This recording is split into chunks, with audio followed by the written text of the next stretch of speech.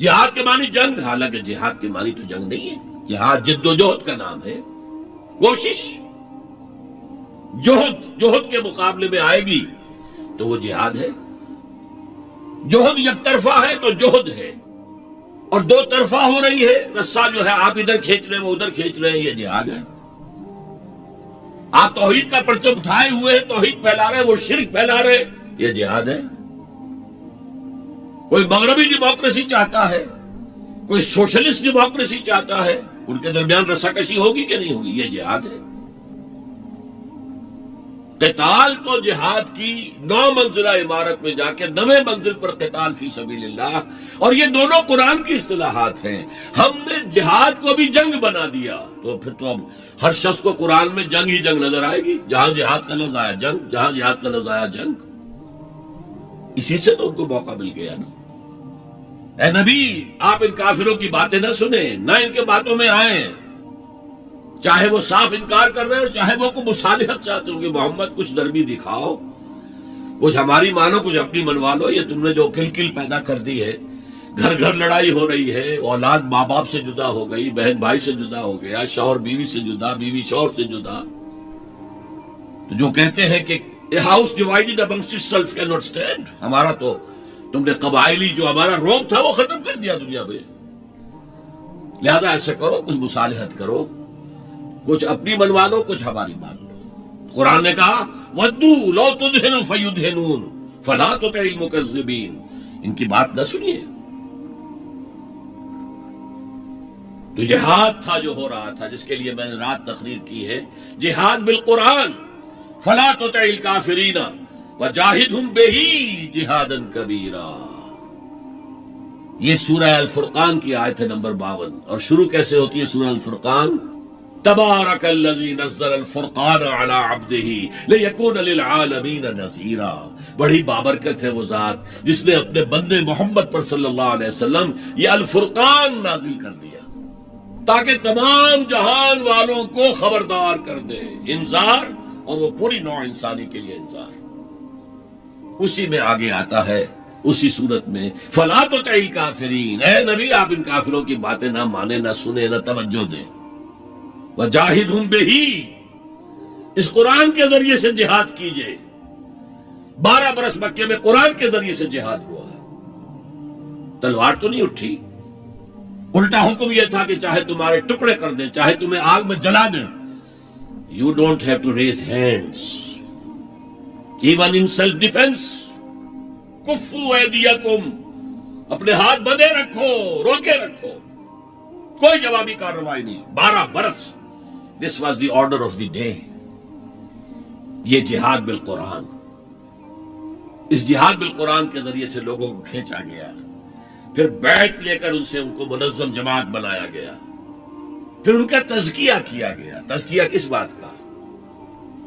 دل میں کوئی ولولہ، کوئی امنگ، کوئی حوصلہ، کوئی طلب، کوئی مقصود نہ رہ جائے سوائے اللہ کی رضا کے حصول کے اور آخرت کی فلاح کے حصول کے. جب تک پاک نہیں ہو جائے گا دل، جب تک دل سے ساری امنگیں، ساری ایمبیشن نہیں نکل جائیں گی سوائے اللہ کو راضی کرنا اور آخرت کی فلاح طلب کرنا، یہ ہے تزکیہ. یتلو علیہم آیاتہ ویزکیہم ویعلمہم الکتاب والحکمہ. اگر اس نقش قدم پر آپ نہیں چل رہے تو حضور کے ساتھ محبت کا دعویٰ باطل ہے. آپ مسلمان ہیں، ٹھیک ہے، آپ مانتے ہیں انہیں اللہ کا رسول، اور آپ درود بھی بھیج دیتے ہیں، نماز میں بھی درود ابراہیمی ہے، سب کچھ ہے. لیکن یہ ہے کہ اتباع رسول، محبت رسول کے بغیر نہیں. اور محبت رسول سے جو اتباع رسول وجود میں آتا ہے وہ ہے من انصاری اللہ. اور یہ سمجھ لیجئے، بس آخری نکتہ میں بیان کر رہا ہوں، اگر تو حضور کو بھی بھیجا گیا ہوتا صرف اہل عرب کے لیے تو آپ کی حیات طیبہ ہی میں مشن مکمل ہو گیا. جاء الحق وزهق الباطل ان الباطل كان زهوقا.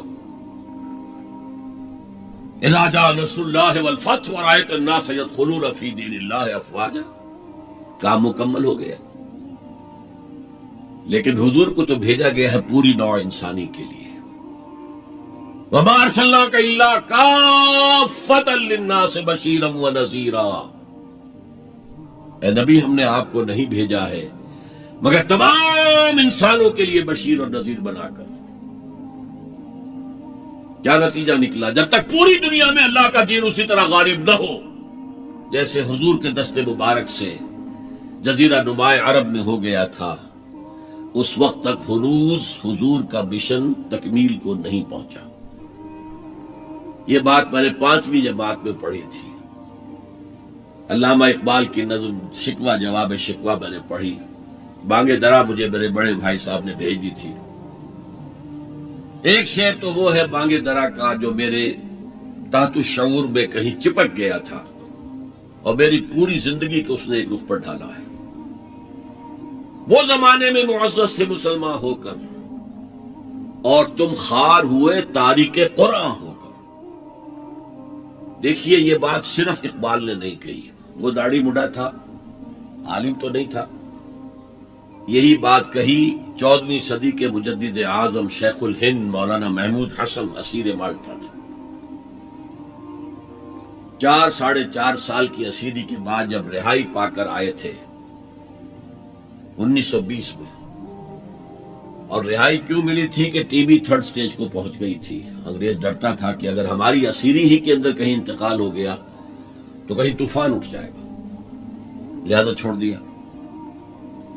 دیوبند میں ایک جلسہ منعقد ہوا اور وقت کے سارے بڑے بڑے علماء موجود. اشرف علی تھانوی صاحب موجود، شبیر احمد عثمانی صاحب موجود، مولانا حسین احمد مدنی موجود، ہمارے جو پاکستان میں مفتی محمد شفیع صاحب موجود. اور انہوں نے یہ واقعہ لکھا ہے اپنی کتاب میں وحدت امت میں کہ شیخ الہند نے کہا کہ ہم نے تو اپنی 4 سالہ دور اسیری میں جتنا ہی غور کیا ہے ہمیں اپنے زوال کے 2 اسباب نظر آئے ہیں. ایک ہمارا قرآن کو ترک کر دینا، یہ لفظ ہے اس کے اندر، نوٹ کیجئے. حالانکہ علماء نے قرآن کو ترک کیا ہے، لیکن اگر آپ نے کہا نہیں تو یہ صحیح نہیں ہے، کیا ہے. ان کا سارا زور فقہ پر ہے، حدیث پر ہے، زیادہ زور قرآن پر نہیں ہے. صحیح بات ہے. کہنے والا کون ہے؟ شیخ الہند. ایک ہمارا قرآن کو ترک کر دینا اور دوسرا آپس کے اختلافات. اور مفتی شفیع صاحب نے اس کے اوپر پھر یہ گرہ لگائی کہ حضرت شیخ نے جو 2 باتیں کہی تھی حقیقت میں ایک ہی ہے. ہمارے اختلافات بھی اسی لیے کہ ہم نے قرآن کو ترک کر دیا. تو یہ ہے ایک شعر جو میرے ذہن میں چپک گیا تھا. پھر قرآن سے اللہ نے جو ایک مناسبت دی ذہنی قلبی، اللہ کا شکر ہے، اللہ کا فضل ہے. دوسرا شعر وہ ہے کہ وقت فرصت ہے کہاں، کام ابھی باقی ہے، نور توحید کا اتمام ابھی باقی ہے. پورے کرہ ارضی جب تک کہ توحید سے جلوگر نہ ہو جائے اور اسلام کا ڈنکا نہ بن جائے، اس وقت تک حضور کا مشن مکمل نہیں ہے. حضور حوالے کر کے گئے تھے امت کے. خطبہ حجت الوداع میں آپ نے سوال کیا الا هل بلغت، اور 1.25 لاکھ کے مجمع نے جواب دیا انا نشهد انك قد بلغت الرسالة واديت الامانة ونصحت الامة وكشفت الغمة. حضور ہم گواہ ہیں، آپ نے حق رسالت ادا کر دیا، حق امانت ادا کر دیا، مسلمانوں کی خیر خواہی کا حق ادا کر دیا، امت کی خیر خواہی کا، اور گمراہی کے پردے چاک کر دیے.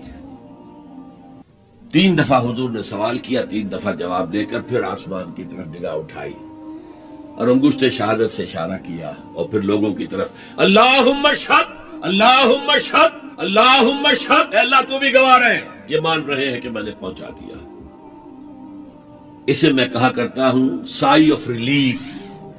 کندھوں پر ایک بہت بڑا بھاری بوجھ آ گیا تھا، بہت بڑی امانت تھی قرآن. اس کے پہنچانے پر کیا کیا تکلیفیں اٹھائی ہیں. پاگل کہے گئے، مجنون کہے گئے، شاعر کہے گئے، ساحر کہے گئے، مسحور کہے گئے، کیا نہیں کہا گیا. اور پھر جو مارے کھائی ہیں، جو 3 سال کی شیب بنی ہاشم کے اندر اسیری تھی، جس میں کھانے پینے کی چیزیں گھاٹی میں داخل نہیں ہو سکتی تھی.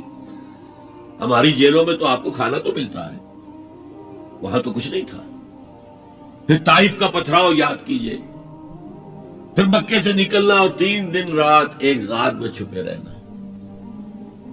پھر مدینے کے اندر آپ کو معلوم ہے غزوہ بدر آ رہی ہے، اس میں 70 اگر کافر مارے گئے تو غزوہ احد میں 70 صحابہ شہید ہو گئے، جن میں حضرت حمزہ بھی ہیں. 3 رشتے ہیں حضرت حمزہ سے حضور کے، چچا بھتیجا، سب کو بس یہی معلوم ہے. چچا بھتیجا، خالہ زاد بھائی، دودھ شریک بھائی، اور عربوں میں دودھ شریک بھائی حقیقی بھائی کے طور پر ہوتا تھا. اور ان کی لاش سامنے آئی ہے کہ ناک کاٹ لی گئی ہے، کان کاٹ لیے گئے ہیں، اور پیٹ چاک کر کے کلیجہ چبایا گیا ہے. یہ سارے بوجھ اٹھا کر اگر وہ حق تبلیغ ادا ہو گیا، اے اللہ یہ مان رہے ہیں، تو بھی گواہ رہے. اور پھر کیا کہا؟ فَلْيُبَلِّغِ الشَّاهِدُ الْغَائِبَ. اب جو یہاں موجود ہیں ان کا فرض ہے کہ ان کو پہنچائے جو یہاں نہیں ہے. اور یہ ابد الآباد تک کے لیے، قیامت تک کے لیے ہے. انا آخر المرسلین وانتم آخر الامم. میں آخری رسول ہوں، تم آخری امت ہو. اور تمہیں نکالا گیا دنیا والوں کے لیے. دنیا کی دوسری قومیں اپنے لیے جیتی ہیں، اپنی عظمت، اپنا بول بالا، اپنے مفادات، اپنی مصلحتیں، اور تمہیں دنیا والوں کے لیے جینا ہے.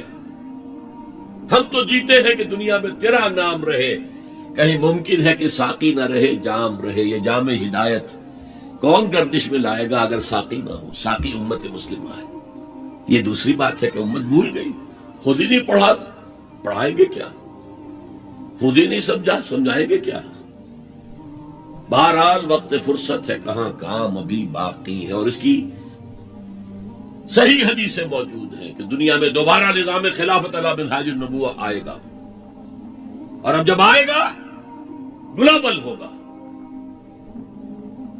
یہ ایک بہت بڑا تصادم آنے والا ہے، جسے کہ بائبل کے ماننے والے کہتے ہیں آرمیگیڈون، بہت بڑی جنگ. اگر آپ کہیں ڈکشنری میں جا کر دیکھیں گے آرمیگیڈون کے معنی تو لکھا ہوگا a very big war which will be fought between the forces of evil and good before the end of this world.